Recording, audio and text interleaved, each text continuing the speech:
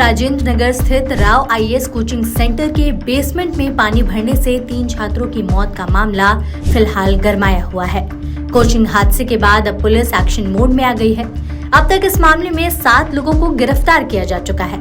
इससे पहले coaching centre के मालिक और कोऑर्डिनेटर को भी गिरफ्तार किया गया था। पुलिस ने व्हीकल के उस ड्राइवर को भी गिरफ्तार किया जो मेन सड़क से वाहन लेकर गुजरा था।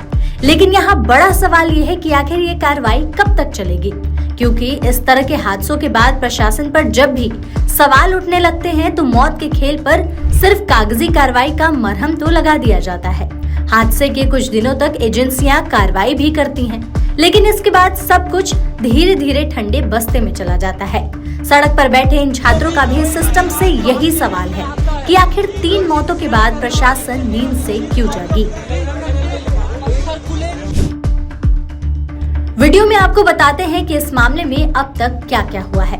दिल्ली की Rouse IAS study circle coaching centre के बेसमेंट में पानी भरने से 2 छात्रा और 1 छात्र की मौत हो गई। इस हादसे के बाद उन परिवारों की भी उम्मीदें टूट गई हैं, जिन्होंने अपने बच्चों को दिल्ली भेजकर आईएएस बनाने का सपना देखा था। अंडरग्राउंड कोचिंग, मैन मेड बाढ़ और घोर लापरवाह सिस्टम, ये सब इस हादसे के बाद सवाल खड़े कर रहे हैं। गम और गुस्से से भरे ये स्टूडेंट्स सड़कों पर उतर आए हैं। पीड़ित परिवारों को मुआवजा दिए जाने की मांग उठ रही है। दोषियों पर स्ट्रिक्ट एक्शन लिए जाने का दबाव बनाया जा रहा है। जांच में कई तरह की खामियां निकलकर भी सामने आई है और इस हादसे के बाद प्रशासन पर कई तरह के सवाल उठ रहे हैं। मसलन कोचिंग सेंटर ने बेसमेंट में लाइब्रेरी कैसे बना ली, जबकि एनओसी सिर्फ स्टोर रूम के लिए ली गई थी। बेसमेंट में ड्रेनेज सिस्टम की व्यवस्था क्यों नहीं बनाई गई थी। इस तरह के सवालों के घेरे में आज एक कोचिंग सेंटर भी आ खड़ा हो गया है। एमसीडी के अधिकारियों ने बताया कि कोचिंग सेंटर के बिल्डिंग प्लान को 2021 में मंजूरी दी गई थी। बिल्डिंग के कंप्लीशन सर्टिफिकेट में साफ साफ लिखा था कि बेसमेंट को सिर्फ पार्किंग स्पेस या स्टोर रूम के लिए इस्तेमाल किया जाएगा। इसका मतलब है कि बेसमेंट में चल रही लाइब्रेरी अवैध थी।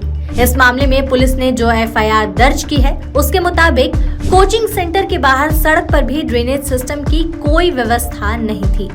जांच से पता चला है कि कोचिंग सेंटर का बेसमेंट ग्राउंड फ्लोर से 8 फीट नीचे था। उसके अलावा कुछ ही दिन पहले बेसमेंट में बनी लाइब्रेरी में बायोमेट्रिक पंच सिस्टम लगाया गया था। स्टूडेंट्स की एंट्री बायोमेट्रिक तरीके से होती थी और पंच करने पर ही गेट खुलता था। तो हो सकता है पानी भरने और बिजली सप्लाई ना होने की वजह से बायोमेट्रिक सिस्टम उस दिन फेल हो गया हो। ऐसे में अंदर फंसे स्टूडेंट्स बाहर नहीं निकल पाए। उसके अलावा सामने से आ रहे पानी का प्रेशर भी इतना तेज था कि स्टूडेंट्स ठीक से सीढ़ियां भी नहीं चढ़ पा रहे थे। गंदे पानी की वजह से उन्हें कुछ साफ साफ दिखाई भी नहीं दे रहा था। और हैरानी की बात यह है कि पानी भरने की ये घटना पहली बार नहीं है। स्टूडेंट्स के मुताबिक इसी कोचिंग सेंटर के बेसमेंट में पहले भी पानी भर चुका है। उस समय छात्रों को ऊपर ही रोक दिया गया था और किसी भी स्टूडेंट को नीचे नहीं जाने दिया गया था। इस वजह से कई दिनों तक क्लासेस को भी कैंसिल करना पड़ा था। हादसे के बाद दिल्ली नगर निगम भी एक्शन मोड में आ चुकी है। एमसीडी ने बेसमेंट में अवैध रूप से चल रहे 13 कोचिंग संस्थानों को सील कर दिया है। एमसीडी ने ये भी कहा है कि जांच के लिए एक उच्च स्तरीय कमेटी का गठन किया जाएगा।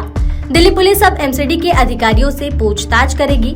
पुलिस इस इलाके में जिस अधिकारी की ड्रेनेज सिस्टम ठीक करने की जिम्मेदारी है, उससे भी पूछताछ करेगी। इस संबंध में एमसीडी को नोटिस जारी किया जाएगा और जानकारी मांगी जाएगी। दिल्ली पुलिस ने एफआईआर में वाटर ड्रेनेज सिस्टम देखने वालों को भी आरोपी बताया है। इस मामले में राजेंद्र नगर पुलिस थाने में एफआईआर दर्ज की है। पुलिस ने भारतीय न्याय संहिता की धारा 105, गैर इरादतन हत्या, 290, इमारतों को बनाते समय लापरवाही बरतने, 106(1), जो कोई भी बिना सोचे समझे या लापरवाही से कोई ऐसा कार्य करके किसी व्यक्ति की मृत्यु का कारण बनता है, 115(2), स्वेच्छा से चोट पहुंचाने के लिए सजा, इन सभी के तहत केस दर्ज किया गया है। हालांकि ये कार्रवाई कब तक और कितने दिन चलेगी, इसके बारे में आपका क्या कहना है, हमें कमेंट सेक्शन में जरूर बताएं।